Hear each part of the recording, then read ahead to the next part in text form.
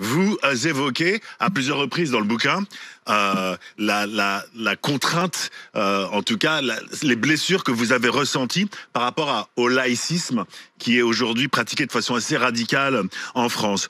Pour qu'on comprenne bien, vous faites même des comparaisons avec d'autres religions qui subissent aujourd'hui ce laïcisme. Et d'ailleurs, on vous a accusé de djihadisme à un certain moment. Ah oui. Pour qu'on comprenne bien, je vais vous poser des questions qui peut-être vont vous déranger, mais j'ai besoin de comprendre et que les gens comprennent ce que c'est exactement l'évangélisme. Donc je vais vous poser des questions basiques. Est-ce que vous permettez le divorce? Est-ce que vous êtes en faveur de l'avortement?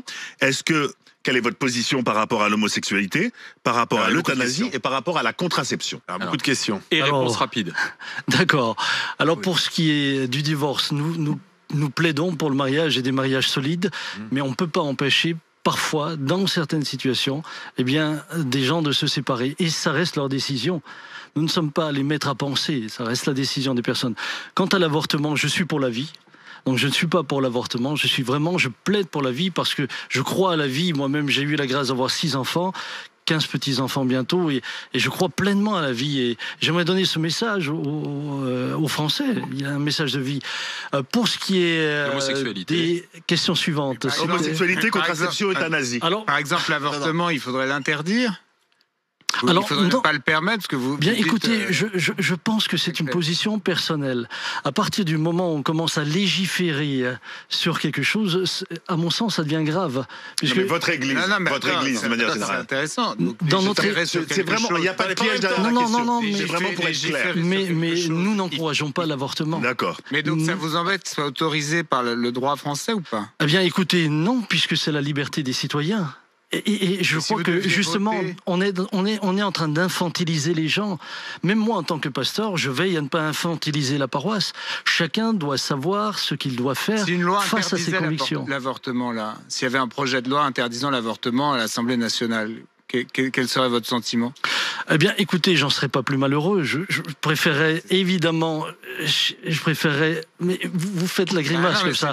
Mais pardonnez-moi, avec tout le respect que je vous dois, et sans nous enfermer maintenant dans cette logique-là, mais je vois aussi avec tout le respect que j'ai pour les femmes, la liberté de la femme de disposer de son corps, etc. Mais je vois des femmes dévastées par l'avortement. Elles viennent nous voir. Elles viennent nous voir, elles viennent nous parler. Des femmes en dépression, mais ça, on n'en parle jamais. Vous savez, on laisse penser que tout passe comme cela, comme si elles ne vivaient rien. Mais ça, c'est aussi une réalité. Il y avait autre question. Il y avait juste la contraception, l'euthanasie. C'est important aussi. Alors, euthanasie et homosexualité. Eh bien, l'euthanasie. Écoutez, encore une fois, je plaide pour la vie, mais je crois pas. Je plaide pas pour l'acharnement thérapeutique. Je crois justement que l'acharnement thérapeutique peut emmener ce genre de questions quant à l'euthanasie. Donc là, encore une fois, je plaide pour la vie. Et l'homosexualité, pour terminer, c'est important. Alors, encore une fois, ça c'est la liberté de chacun. Moi, personnellement, je crois à un homme et une femme, je crois au couple homme-femme, je crois que finalement, l'humanité s'est multipliée comme ça. On peut être baptisé chez vous si on est homosexuel? Alors, non, on est euthanasié. C'est un autre procès. Pardonnez-le. Allez-y, monsieur Peter-Schmitt. Allez-y. Non, moi pour moi, lorsque quelqu'un vient à Christ, évidemment, sa vision aussi des choses change quant à sa vie personnelle. Et le baptême est toujours en lien aussi avec ce que je crois. Et si je le crois pleinement, je le mets en pratique. Vous savez, des croyants non pratiquants, ça fonctionne pas. Les gens me disent souvent, je suis croyant non pratiquant, mais c'est comme si ma femme me disait, chérie, je suis fidèle non pratiquante. C'est inquiétant. Donc ça veut dire quoi? Les gens, quand ils se font baptiser, ils changeraient d'orientation sexuelle? Parce qu'on se baptise adulte. Il se baptise adulte. Ouais. C'est-à-dire lorsqu'il se laisse baptiser... Qui est homosexuel revendiqué, il peut faire la démarche de venir se faire baptiser ou pas? Eh bien, écoutez, je crois qu'à un moment donné, il va se trouver en porte-à-fau aussi avec le message de l'Évangile. Barbara Lefebvre. Bon, j'ai pas vraiment de réponse. Je ne vais pas vous passer à la question, comme David, mais le succès aujourd'hui des courants évangéliques, parce qu'il y a aussi différentes...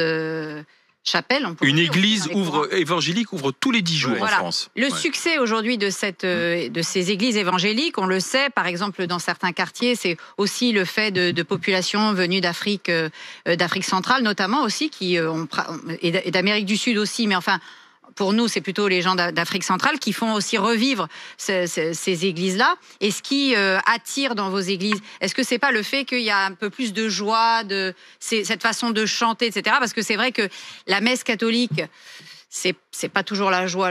Dans les cultes, le culte protestant, c'est pas non plus super festif. Donc vous, est-ce que votre valeur ajoutée, c'est pas ce côté festif, ce côté chanter avec les orchestres, etc. Non, côté spectacle, quoi. Non, je crois vraiment que si les gens viennent, c'est parce qu'ils découvrent en Christ une espérance vivante. Ah ben vivante, une espérance vivante. Après, nous célébrons et nous communiquons avec notre époque. Lorsque moi je vais visiter mes paroissiens, j'y vais pas à cheval. J'y vais en voiture. Lorsque je communique avec mes paroissiens, je fais pas des signaux de fumée, je prends un téléphone. Pourquoi devrions-nous célébrer le culte autrement que de manière contemporaine? Regardez, Jésus donnait des paraboles. Aujourd'hui, je suis sûr qu'il ferait des clips vidéo. Mais la laïcité quand même, parce que vous laissez entendre quand même que vous avez du mal avec cette laïcité réaffirmée. Pourtant Emmanuel Macron, il veut être très ferme sur ses principes. Qu'est-ce qui vous dérange? La France est un pays laïque et s'est construit sur la laïcité. Alors, écoutez, je crois que les évangéliques ont été les premiers à plaider pour cela, puisque dès 1525, ils ont refusé, ils ont voulu la séparation avec l'État. Dès 1525.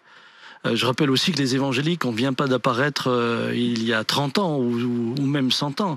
Les évangéliques sont là depuis 5 siècles. Nous revendiquons notre présence comme les réformés, comme nous sommes donc là depuis ce temps-là. Ce qui me gêne aujourd'hui, c'est que j'ai le sentiment que la laïcité est plus devenue une forme d'athéisme. Le laïcisme dont vous parlez. C'est le laïcisme dont je parle dans ce livre. Et en cela, c'est gênant. Pourquoi? Puisque la laïcité, c'est la liberté de croire ou de ne pas croire. D'accord? C'est la liberté aussi d'exprimer ce que l'on croit. J'ai le sentiment qu'aujourd'hui, on ne peut plus exprimer librement ce que l'on croit, sans être traité d'intégriste, sans être réduit au Moyen-Âge, sans être traité d'obscurantiste. Et je trouve que c'est dommage. Regardez, on me dit qu'il faut, par exemple à l'école, on me dit qu'il faut former des esprits libres. Mais est-ce que former un esprit libre ne serait pas donner à l'enfant une pluralité de choix? Il a la pluralité. Les parents sont autorisés à donner l'enseignement religieux. Oui, mais à côté, les pères de la Troisième République ont donné une journée de repos au milieu de la semaine, précisément pour l'enseignement religieux. Donc la laïcité n'est pas une exclusion des religions. C'est justement le fait que c'est du ressort des familles et la totale liberté des familles de pouvoir donner ou pas à leurs enfants une éducation religieuse. Attendez, justement, qu'est-ce que vous reprochez à cette école? Quelles que soient les religions. Samuel Peter-Schmidt, pourquoi? Qu'est-ce que vous reprochez à cette école de la République? Écoutez, Barbara, s'il te plaît. Allez-y, monsieur Peter-Schmidt. Par exemple, mais sans me lancer dans un sujet trop scabreux, mais ce serait intéressant pour moi de pouvoir dire aux enfants, voilà, il y a au niveau il y a l'évolution, et puis il y a la création.